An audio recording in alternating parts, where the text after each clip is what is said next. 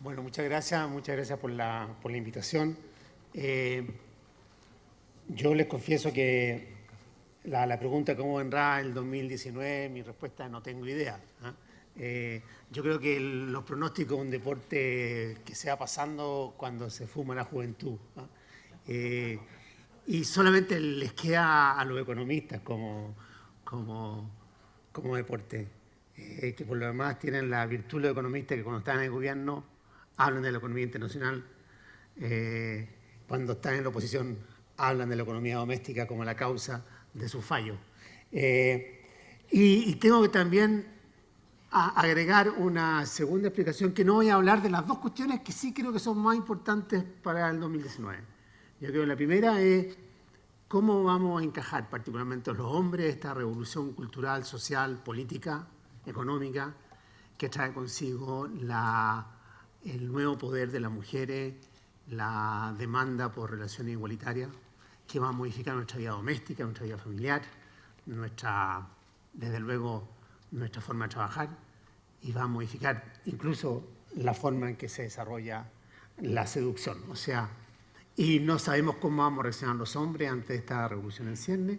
Y el segundo gran fenómeno, al cual no me voy a referir, es qué va a ocurrir en las relaciones hoy día deterioradas y marcadas por la desconfianza entre la sociedad chilena y el pueblo mapuche, que es una cuestión que venimos arrastrando por siglos, efectivamente, que este gobierno se ha planteado encarar, lo cual ha tenido sus accidentes, pero espero que no renuncie a eso y escucharemos al intendente que se referirá a eso. Lo que me queda entonces es hablar sobre un poco el escenario político y social. Y yo sobre esto tengo una observación que va a ser la que voy a desarrollar durante mi breve intervención. Y es que yo creo que todavía nosotros no hemos tomado el peso, lo que significó el triunfo de Sebastián Piñera en las elecciones pasadas del 2017. No solamente porque sacó muchos votos, sino también por el hecho de que puso fin a un cierto ciclo que se inauguró en Chile en 2011, con las manifestaciones de los estudiantes. En 2011 como que hubo un shock en que pasamos a confiar de las AFP, por ejemplo, en que pasamos a desconfiar de la educación privada, en que pasamos a creer que hay otro modelo mejor que el que tenemos, en que comenzamos a estimar de que los bienes y servicios que están hoy día administrados por agentes privados tienen que volver al Estado. O sea, hubo un cambio muy importante y yo tengo la impresión que esa ola se clausura en el momento en que los chilenos y chilenas eligen un cambio, pero en vez de optar por la izquierda, que era la alternativa que le ofrecía Beatriz Sánchez, optaron por la derecha, que fue por Sebastián Piñera. Yo creo que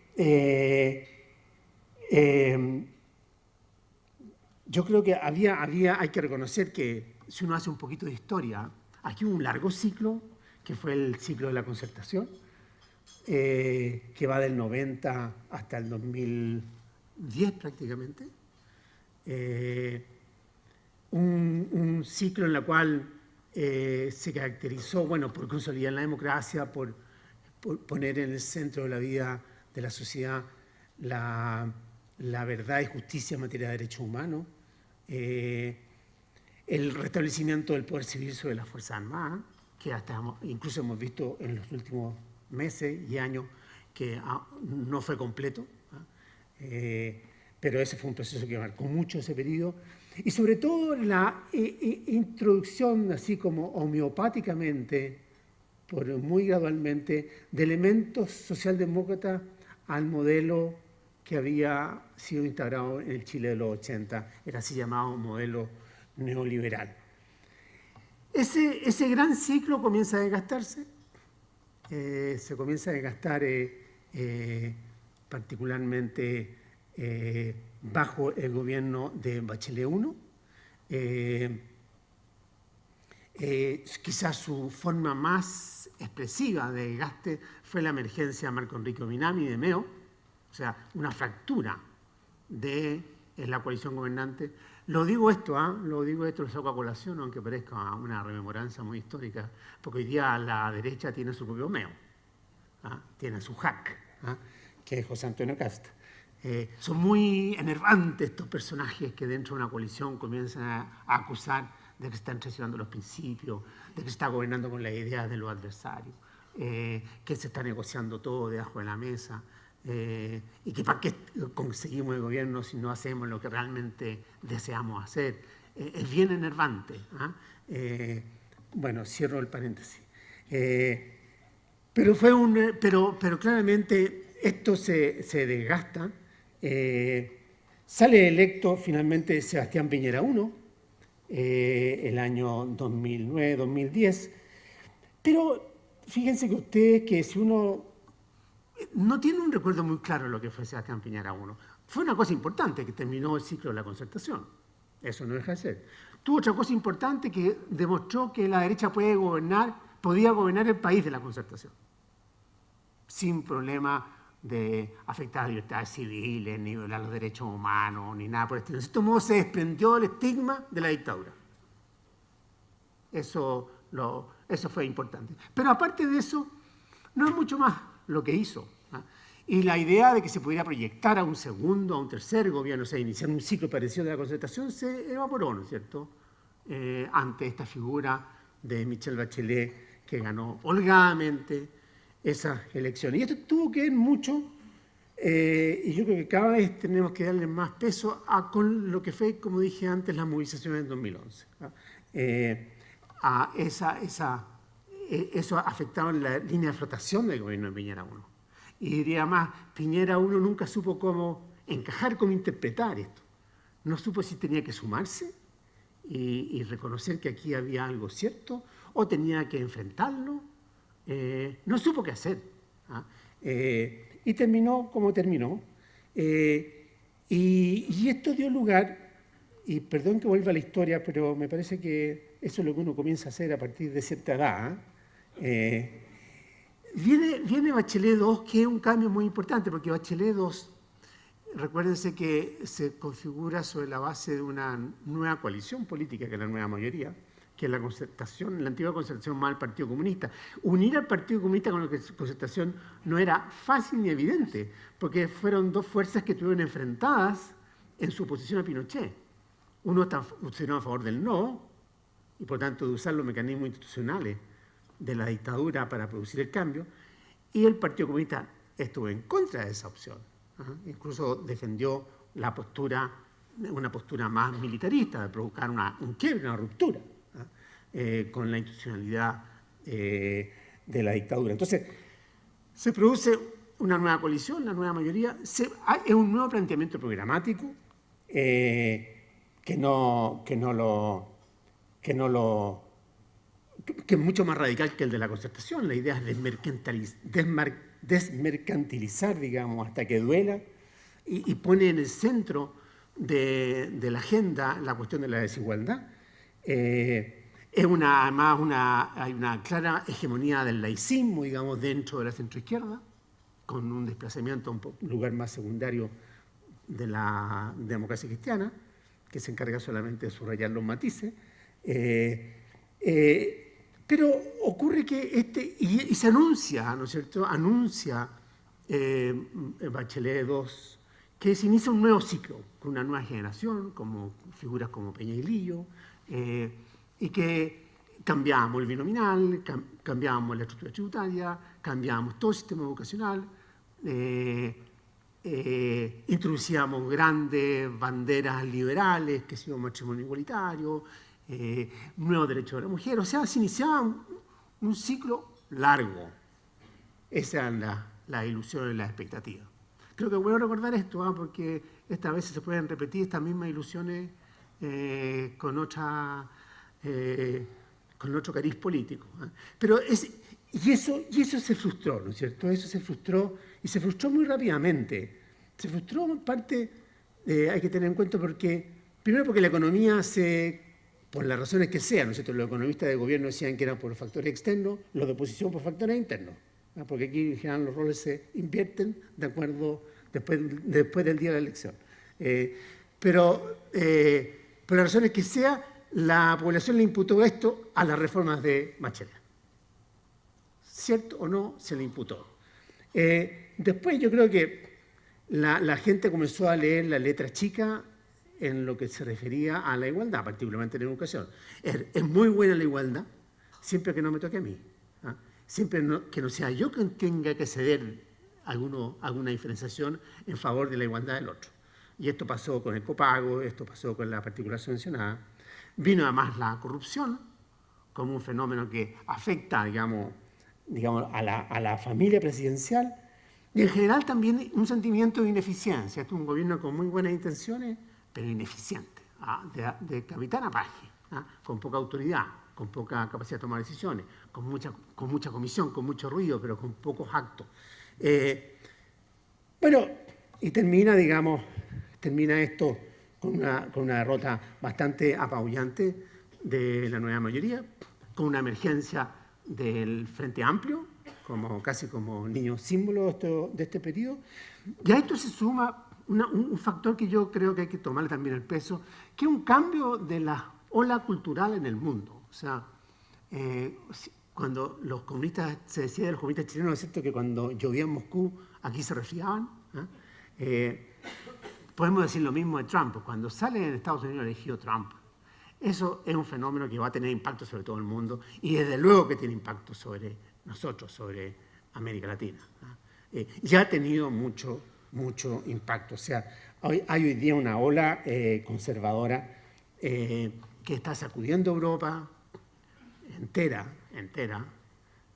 Incluso los líderes más progresistas europeos, como Macron, por ejemplo, cambia su discurso a un discurso mucho más conservador. Y esto también lo vemos en América Latina cada vez más, y lo vemos como dije, en todo el mundo. Entonces, como que no quiero detenerme demasiado en esto en función del tiempo, pero como que hay, ¿en qué digo que cambia el clima? Si uno hacía como hasta el 2011, digámoslo así, los grandes miedos eran a la exclusión, al lucro, a la desigualdad, al pobre. Hoy día ya los míos son otros. ¿De qué nos reímos del Festival de Viña? Nos reímos del abuso, de los inmigrantes, del igualitarismo, de la recesión, son nuestros miedos. Las aspiraciones también han cambiado. Ya no estamos esperando la proyección, la apertura, la inclusión, la eficiencia. Estamos más bien en la identidad, en la protección, en la segmentación, las pequeñas segmentaciones, en ser efectivo. Ya hoy día la idea de la culpa, el pecado, de la responsabilidad, de la contención, digamos, de las pulsiones, no, hoy día más bien, y esto sobre todo a través de las redes sociales, el placer, el orgullo por lo logrado, expresarme, la noción de logro. Y el campo en que la gente se mueve ya no es la calle. ¿Sí? Fíjense que la calle el año pasado prácticamente no hubo grandes manifestaciones, excepto el de las mujeres, pero es menos la calle, es menos demanda por cambio de estructura, incluso y mucho más expectativa respecto a la vida doméstica, a la vida cotidiana, al presente, al grupo WhatsApp, digamos. O sea, hay un cambio en que tampoco el discurso público ya no se habla demasiado de valores, de programas, de organización, de perdurabilidad, sino que es un discurso que está mucho más basado en la emoción, en el impacto, en el gesto. Y yo creo que esa ola cultural del cual se ha beneficiado, como digo, símbolo de ellos son Bolsonaro o Duque, está muy presente en lo que es la situación de Chile actual, donde figuras tradicionales como un Ricardo Lagos y todas las ideas de la socialdemocracia y de la centroizquierda, en este nuevo contexto se ven fuertemente deterioradas, erosionadas. No congenian con el aire de los tiempos. Su discurso tradicional de apertura, de inclusión, de integración, de igualación, de privilegio de lo público, ese discurso tradicional me parece que está bastante a maltraer. Bueno, la pregunta que se abre entonces es que si Sebastián Piñera va a lograr ahora lo que no consiguió la vez anterior, que es proyectarse abrir un ciclo, hablar un ciclo nuevo de por lo menos 2 o 3 gobiernos del mismo signo.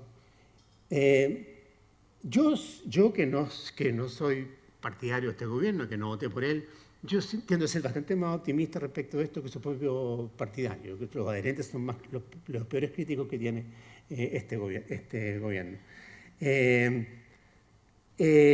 Ahora, es bien interesante, porque yo no recuerdo, del año 90 al menos, que un presidente de la República, al celebrar su primer año de gobierno, ya esté hablando de su proyección, como lo hizo el presidente Piñera ahora en el acto que realizó en marzo. O sea, de que el hombre está interesado en proyectarse, evidentemente lo está. Claro, se le critica de que sembró muchas expectativas en la economía, en el crecimiento económico, y hoy día las cosas se ve que están siendo más difíciles, y sobre todo las personas, la gente común y corriente, siente un poco traicionada sus expectativas, porque cuando uno vota por la derecha, eso hay que tenerlo presente, cuando uno vota por la derecha, en Chile al menos, no es que vote por valores, ni por un discurso romántico, ni por ideales, sino que más bien lo hace un poquito con un gesto, metiéndose la mano al bolsillo. Yo incluso me voy a tragar algunos ideales, pero voy a votar por ellos porque me aseguran, me prometen crecimiento económico. Y como lo han conseguido para ellos mismos, ¿por qué no lo van a conseguir algo para mí? Algo, por lo menos. Tienen, y cuando eso no se obtiene, cuando no se obtiene en corto plazo, se le pasa la cuenta. Se le pasa la cuenta más rápido que a un gobierno de centro-izquierda. Un gobierno de centro-izquierda puede acallar esa demanda apenando los valores. Un gobierno de centro-derecha no tiene cómo acallar esa demanda. Entonces, ¿tiene ahí un problema? Tiene ahí un problema. Pero no creo que sea un problema mayúsculo, porque lo que puede hacer el gobierno es decir, mire, la economía no anda tan mal, en verdad, estas grandes cifras macros como inversión han mejorado, en el margen el empleo ha mejorado, si no ha mejorado más porque los inmigrantes llegan demasiado, así que lo vamos a cortar, y además puede decir, y en la economía mundial. Y si estuviera Bachelet, o alguien como Bachelet o Guille, estaríamos mucho peor. Ese es el discurso básico, por tanto, yo no creo que eso sea un factor de crítica. Después algunos dicen, pero a este gobierno le falta un relato, alguien que le invente una historia de cómo su gestión se inserta en una narrativa más general. Yo también creo que, francamente, respecto de eso,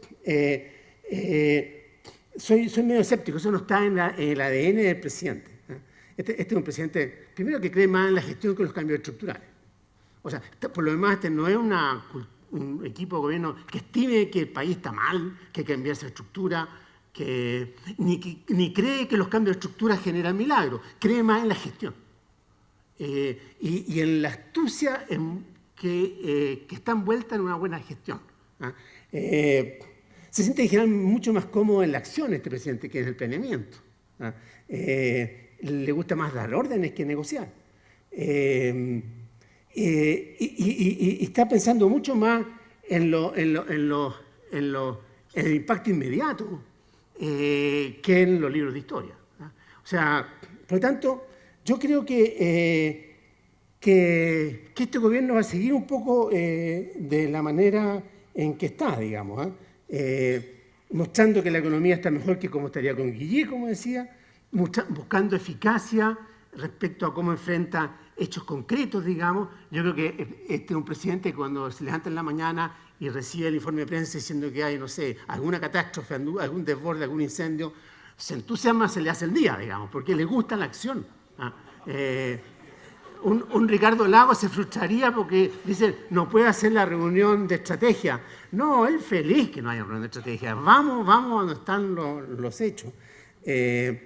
Y mostrándose muy espectacular y muy activo respecto a ciertos temas que son muy sensibles porque aluden a los miedos de la población.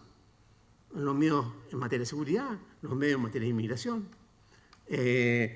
los miedos en materia de segregación, o sea, como decía, que se establezcan a la tómbola, ¿ah? A que mi hijo quede sometido, mi hijo que es brillante, es salvaje, desde que entró a jardín me dijeron que tenía algo especial, ¿ah? Ese hijo mío queda sometido a una tómbola. La probabilidad de que quede sometido a tómbola es ínfima, pero imagínense que quede sometido a la tómbola. ¿Ah? Ya.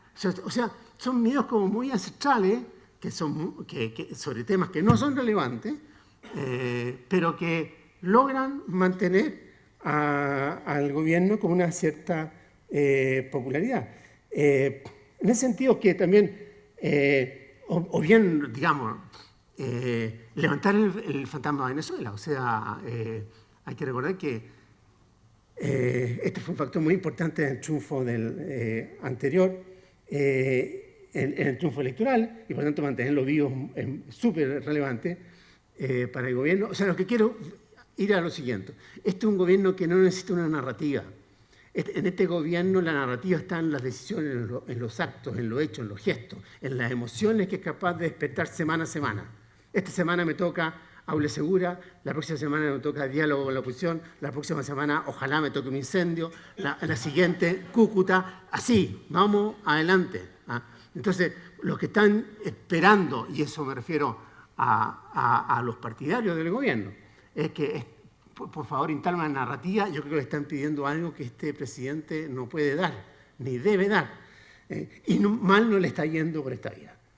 Y por ende, no se ven muchas razones por las cuales va a cambiar de libreto. ¿Ah? Quizá el símbolo de este estilo es Marcelo Cubí. ¿Ah? ¿Dónde están las grandes reformas educacionales? No están.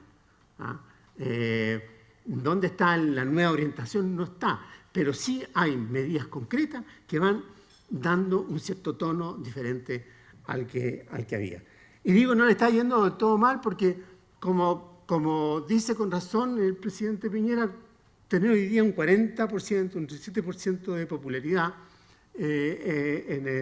no es malo para ningún gobierno de una democracia más o menos consolidada. Y yo agregaría otra cosa además, y crecer a un 3,5%, un 3,2%, más bien darse una piedra en el pecho. Entonces no hay no veo que el gobierno esté sometido a una presión mayúscula para cambiar de libreto. Incluso más agregaría, si uno miraba pensando esto, yo pensaba, mira, no es que Lavín sea la proyección de Piñera, es Piñera quien hoy día encarna a Lavín. Si uno observa el gobierno actual del presidente Piñera, se parece cada vez más a lo que sería un gobierno de Lavín. ¿Ah? Muy basado en la opinión pública, mucho matinal, mucha espectacularidad, mucho saltar de una cosa a la otra. Y si no funcionó, otra cosa. O sea, se llamó los consensos nacionales al principio, que era una utopía, porque eso eso fue claro, cuando pasaste la dictadura a la democracia, estábamos todos asustadísimos de que esta cuestión se podía ir al despeñadero, entonces ya, acuerdo. Pero hoy día, en una democracia madura, esto ponerse todos de acuerdo se parecía una ilusión. Ya, se intentó, no resultó, después dijo que todo era un antipachota, los que no... Bueno, ahí se dio cuenta que no tenía mayoría en el Parlamento y los proyectos de ley se sacan con los votos del Parlamento. Piensen ustedes que desde el 90 había un solo gobierno en Chile que tenía mayoría parlamentaria, que es Bachelet II. Todos los demás tuvieron que negociar con el Parlamento. Y no con cualquier Parlamento, sino con un Parlamento con senadores designados en algunos casos. Y así fue que sacaron sus proyectos. Pero este gobierno en un momento dijo, no, aquí los que no me apoyan son antipatriotas y no negocio con nadie. Y de pronto cambió totalmente hace unos días atrás y llama a los partidos a conversar como está en este minuto. Entonces, todo es posible, quiero decir. ¿Ah? Bueno, yo creo que desde el punto de vista del gobierno y desde el punto de vista del presidente, el presidente tiene una hegemonía incontestada en su coalición, tiene una coalición hiperordenada. Yo creo que pocos presidentes desde el 90 a esta parte, quizás Elwin, pero aparte de Elwin, ningún otro presidente ha tenido al primer año de gobierno una coalición tan ordenada detrás de sí, sin ninguna figura que le haga el peso. Aquí ya no existen los Carlos Larraín, Jovino Novoa, Pablo Longueira, Andrea Lamán está totalmente domesticado,